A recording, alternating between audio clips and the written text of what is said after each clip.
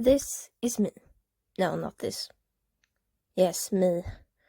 Me when I was 8 to 10 years old. Now, I never done this before, so don't judge me. Don't judge me. Anyway, where was I? Yes, 8 to 10 years old. Imagine a little girl with a rainbow shirt and these little curved pants, like I'm from the 80s, okay? Imagine that little girl. Now, this girl loved to climb trees. You know, like most children do. So there was this tree besides a football playing. It was like a birch, a white birch. It wasn't really tall. It looked pretty sick. Maybe they should have cut it down. But anyway, we climbed that thing every break we got. Now there was a field that you had to take from my classroom door back to the forest edge, where this birch sat beside the pitch, and it was pretty surrounded by sharp stones.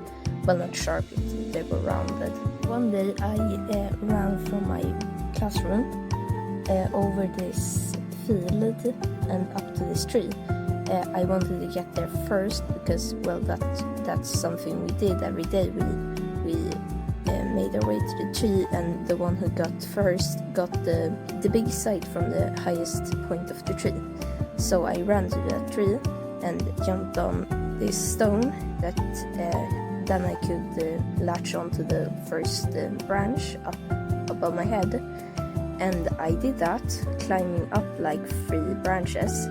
I see my friends running up to me, and I'm really proud that I won, but all that disappeared when I actually slipped and fell backwards.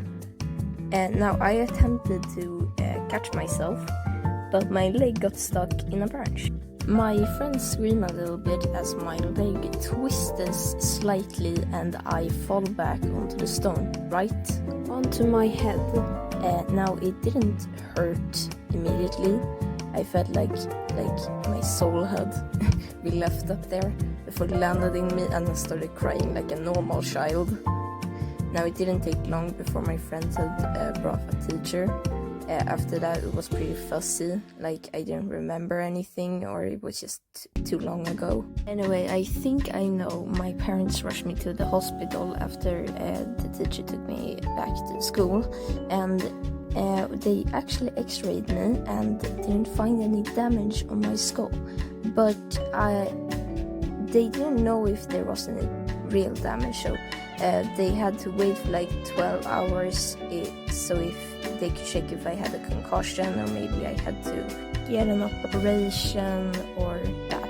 But you couldn't eat before an operation, so I had to wait 12 hours without food, with no food, nothing else to do. I walked around the hospital with my dad, and we walked past the entrance, and there is this vending machine where you see all these chocolate bars, and my stomach says, "Feed me, you're gonna die."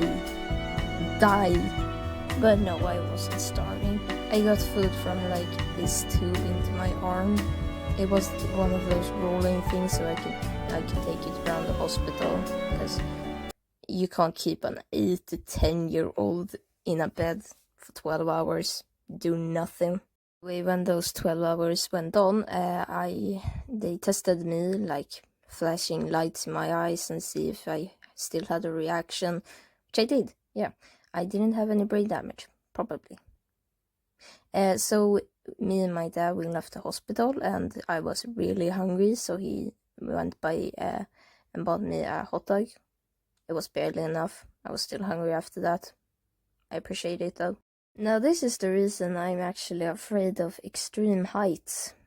Also starving. And also I think it threw off my sleep schedule, because I was awake until 12 o'clock, like midnight. I never been up so late. It was a new experience, okay? It was dark outside. It was like scary. I'm not a professional, but do you need more than 12 hours to check if somebody had, like, a concussion? I have no idea because I'm not a professional. But I also, the years after that, I had really hard, like, remembering things. Maybe I just imagined it, but it was hard to remember things. Anyway, so I hope you enjoyed.